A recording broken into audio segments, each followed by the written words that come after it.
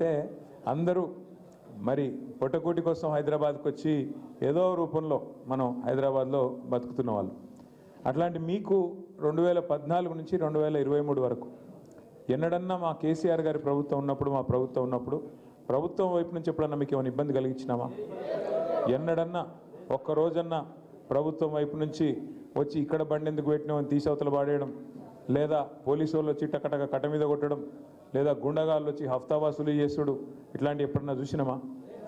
ఇప్పుడు మరి కాంగ్రెస్ ప్రభుత్వంలో ఇప్పుడున్న పరిస్థితుల్లో ముఖ్యంగా ఎట్లా తయారైందంటే పరిస్థితి మీరు చూస్తున్నారు. గత వారం రోజులుగా స్వయంగా ఒక మంత్రి గారి బిడ్డ చెప్తున్నది, ఎవరో చిన్న చితక మనిషి కాదు, మంత్రి గారి ఇంటి మీదకి పోలీసు వాళ్ళు పోయినరు. చూసిరా లేదా? మొన్న మీరంతా చూడలేదా? చూడని వాళ్ళ కోసం చెప్తున్నా, చూసిన వాళ్ళు సంతోషం, చూడని వాళ్ళకి చెప్తున్నా. మంత్రి గారి ఇంట్లో ఎవరినో దాచిపెట్టినరు. ఆ దాచిపెట్టినోడు ఎవడంటే ఒక పారిశ్రామికవేత్తను తుపాకీతో బెదిరించిండు. మంత్రి గారి ఓఎస్డి అంటే పిఏ, ఆ పిఏ తుపాకీ పెట్టి బెదిరించిండు.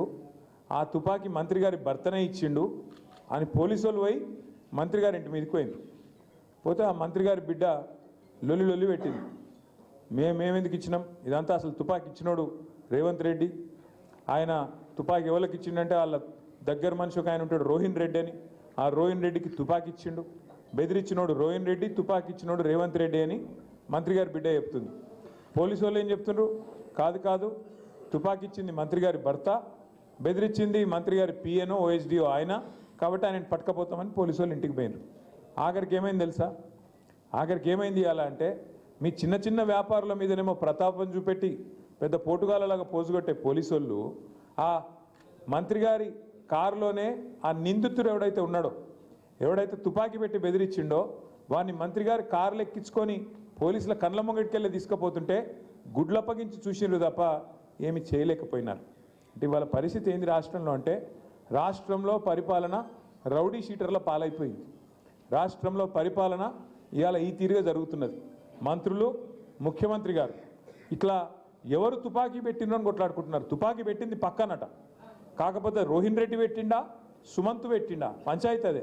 కానీ మరి రోహిన్ రెడ్డి పెట్టిండా, సుమంత్ పెట్టిండా అంటే పోలీసుడు ఏం చేస్తున్నట్టు? పోలీసుడు ఇద్దరు ఎవడో కానీ పట్టుకోవాలా, పిలవాలా, విచారించాలా. అట్లా పెడతావు? ఇదేమి రౌడీ రాజ్యమా అని అడగాల? అది ఏదీ లేదు. అట్లాగే నిన్న చూసినారు మీరు, పంపకాల్లో తేడాలు వచ్చినాయంట. పంపకాలు సెటిల్మెంట్ల ప్రభుత్వం నడుస్తున్నది. ఆ మధ్యన సినిమా వచ్చింది దండుపాలెం అని, చూసిరా? అది ప్రత్సంగా దండుపాలెం బ్యాచ్ నడుపుతున్నది ఈ రాష్ట్రాన్ని. క్యాబినెట్ మీటింగ్ అంటే క్యాబినెట్ మీటింగ్ లెక్కలేదు అది. అలీబాబా అరడజన్ దొంగలు కలిసి మీటింగ్ పెట్టుకున్నట్టున్నది. ఆడ గంత గలీజ్ వ్యవహారం నడుస్తుంది. నీకెంత నాకెంత, ప్రజల గురించి పట్టింపు లేదు, ప్రజల ఇచ్చిన హామీల గురించి పట్టింపు లేదు, పేదవాడి బతుకుదెరువు ఏమవుతుందన్నది లేదు, హైదరాబాద్లో రియల్ ఎస్టేట్ ఏమైంది, వ్యాపారం ఏమైంది, ఏది ఎట్లా నడుస్తున్నది, ఏ ఫికర్ లేదు. కేవలం మనం అందిన కాడికి దోసుకో, ఎక్కడనో తీసుకుపోయి దాసుకో, ఇదే సిద్ధాంతం. ఏంది పంచాయతీలు? నిన్న ఇంకో ఐఏఎస్ అధికారి రాజీనామా చేసిండు. దేనికి? ఇంకా 10 ఏళ్ళు సర్వీస్ ఉంది ఆయనకు. రిజ్వీ గారు 10 ఏళ్ళు సర్వీస్ ఉంటే అది విడిచిపెట్టి ఇక నా వల్ల అయితే లేదు ఈ ప్రభుత్వంలో అని చెప్పి ఆయన రాజీనామా పెట్టి ప్రైవేట్ కంపెనీలో పనిచేసుకుంటా అని వెళ్ళిపోయింది. ఏం జరిగింది అని మేము తెలుసుకుంటే, ముఖ్యమంత్రి అల్లుడు మద్యం కాంట్రాక్ట్లలో అదేదో ఉంటుంది అటు హాలోగ్రామో బీలోగ్రామో, దాని మీద బాటిల్ మీద వేసే ఏదో, దానికోసం ఆ స్టిక్కర్ కోసం ఆ కాంట్రాక్ట్ కోసం ముఖ్యమంత్రి గారు అల్లుడు మనసు పడ్డాడట. దాని మీద నాకు కావాలి అన్నాడు. ఇదే దాని మీద మళ్ళా మంత్రి గారి కొడుకు మనసు పడ్డాడట, జూపల్లి కృష్ణారావు కొడుకు. అంటే రేవంత్ రెడ్డి అల్లుడు, జూపల్లి కృష్ణారావు కొడుకు, ఇద్దరు ఒకటే టెండర్ మీద పడ్డారట. పడే వరకు మధ్యలో పాపం ఈ అధికారి ఉండే రిజ్వీ. ఏం చేయాలి? ఆయనను ఈయనను ఇద్దరిని ఒప్పించలేక చివరికి ఇక అతను కాదురాబాయ్ అని చెప్పి దండం పెట్టి ఉద్యోగం ఇచ్చిపెట్టి ఆయన వెళ్ళిపోయాడు. అంటే ఏ రకమైన దౌర్జన్యాలు, ఏ స్థాయిలో వీళ్ళ దుర్మార్గాలు, ఏ స్థాయిలో అరాచకాలు జరుగుతున్నాయో దాన్ని బట్టే చెప్పొచ్చు. 2 ఏళ్ళైంది ప్రభుత్వం వచ్చి.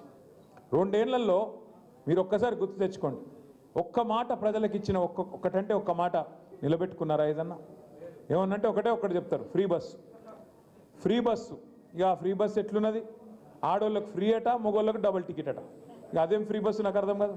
కుడి చేత్తో ఇచ్చి ఎడమ చేత్తో తీసుకుంటే అది ఫ్రీ ఎట్లయితుంది? మళ్ళీ ఇంట్లో ఉండే పిల్లలకు 25% బస్ పాస్ పెంచారు. ఇంకా 25% పెరిగినట్ట, తగ్గినట్ట, ఫ్రీ అయినట్ట కాదా? ఆలోచన చేయండి. అట్లాగే ఎన్ని మాటలు. సరే మీరు హైదరాబాద్లో మీరు ఒక్కరు కూడా నమ్మలేరు. హైదరాబాద్లో జూబ్లీ హిల్స్లో ఎల్బీ నగర్లో ఎక్కడ కూడా మీ ఏ ఒక్కరు కూడా కాంగ్రెస్ పార్టీని నమ్మలేదు కాబట్టే మొత్తం ఓఆర్ఆర్ లోపల ఒక్క సీటు కూడా కాంగ్రెస్కి ఇవ్వకుండా మొత్తంగా గులాబీ జెండా ఎగిరేసిందే మీరు. ఇక్కడ హైదరాబాద్లో ఏం కోరుకుంటారు ఎవరైనా? నాకు ఎమ్మెల్యే ఎవరు, ఎమ్మెల్సీ ఏం పని ఉంటుంది మనకి ఎమ్మెల్యే ఎమ్మెల్సీతో? ఎప్పుడో అమాసకో పుణ్యంకో రాంగ్ హలో అంటే హలో గంతే తప్ప ఏం పని ఉంటుంది మనకు తెల్లారలేస్తే. కానీ ఏం కోరుకుంటారు హైదరాబాద్లో ఎవరైనా? ప్రభుత్వం అనేది డెవలప్మెంట్ చేయాలి, రోడ్లు వేయాలి, మోరీలు వేయాలి, ట్రాఫిక్ చక్కగా నడవాలి, శాంతి భద్రతలు ఉండాలి, దందా నడవాలి, 4 ముద్దలు నోట్ల పోయేతందుకు 4 ఏళ్ళు నోట్ల వేయేతందుకు కారోబార్ నడవాలి, అంటే పరిశ్రమలు రావాలి, ఐటీ రంగం పెరగాలి, రియల్ ఎస్టేట్ నడవాలి. అట్లా రూపాయి తిరుగుతుంటేనే హైదరాబాద్లో చిన్న వ్యాపారాలు నడుస్తాయి. హోటళ్ళు కానీ ఇంకా ఇతరత్ర వ్యాపారాలు కానీ అట్లయితేనే నడుస్తాయి. దాని మీద బతికేటోళ్ళు వేల లక్షల మంది. మీరు కూడా బాగుంటారు, రాష్ట్రం బాగుంటుంది, దేశం బాగుంటుంది. మీరు ఎందుకు ఓటేసారు 3 సార్లు బీఆర్ఎస్ కంటే?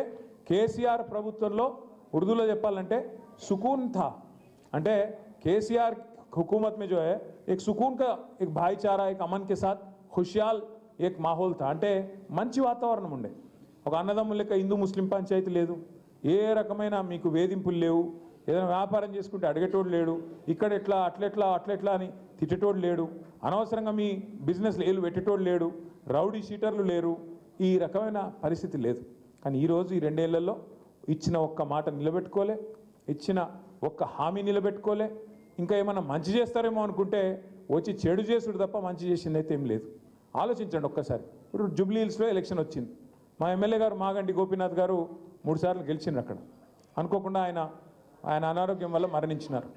జూన్ మొదటి వారంలో ఎలక్షన్ వచ్చింది. ఎలక్షన్ వచ్చినాక సరే ఇక పార్టీలు మేము పోతాం, ప్రజల దగ్గర పోతాం, చెప్పుకుంటాం. మరి ఇలా కాంగ్రెస్ వాడు ఏం చెప్పాలి? ప్రజల దగ్గర పోయి 2 ఏళ్ళ నాశనం చేసినా మళ్ళీ గెలిపి నేను అడుగు నాశనం చేస్తా అని చెప్పన్నా. 2 ఏళ్ళ నాశనం చేసిన మొత్తం రాష్ట్రాన్ని, హైదరాబాద్ను. ఇంకోసారి ఓట్లు కుదితే అడుగు నాశనం చేస్తా, సర్వనాశనం చేస్తా, ఏం లేకుండా చేస్తా అని చెప్తాడు. ఏం చెప్తాడు? 100 రోజుల్లో అన్నీ చేస్తాను నువ్వే చెప్తివి. 100 రోజులు 6 గ్యారంటీలు అని మొత్తం పాత సినిమాల్లో ఆలోలో డైలాగులు కొట్టినట్టు కొడుతుంది. కొట్టి మీరే చెప్తారు కదా, ఈ గ్యారంటీ కార్డు భద్రంగా పెట్టుకోండి, 100 రోజుల తర్వాత మేము వస్తూనే ఉన్నాం, 100 రోజులలో అన్నీ చేస్తాం, ఎన్ని కథలు చెప్పారు బ్రో. ఏ బాబా ఒక్క మాట వాళ్ళకి నోరులకు మొక్కాలి. కేసీఆర్ గారు 2000 పెన్షన్ ఇస్తుండు కదా, మేము 4000 ఇస్తాం. కేసీఆర్ గారు ₹1,00,000 ఇస్తుండు కదా పెళ్లి చేసుకుంటే, మేము లేదు 2 లక్షలు కాదు, తులం బంగారం ఇస్తాం. అది ఇప్పుడు 2 లక్షల కంటే ఎక్కువ అయ్యా. బంగారం ఒక తులం అంటే ఎంత? ఎంత ఉందమ్మా బంగారం? 1,20,000. ఇక మరి 2 లక్షల కంటే ఎక్కువ, ఇంకో 20,000 వేసుకో దాని మీద. 2,20,000 కథ. అట్లే కేసీఆర్ గారు రైతులకు 10,000 ఇస్తుండు కదా, మేము 15,000 ఇస్తాం.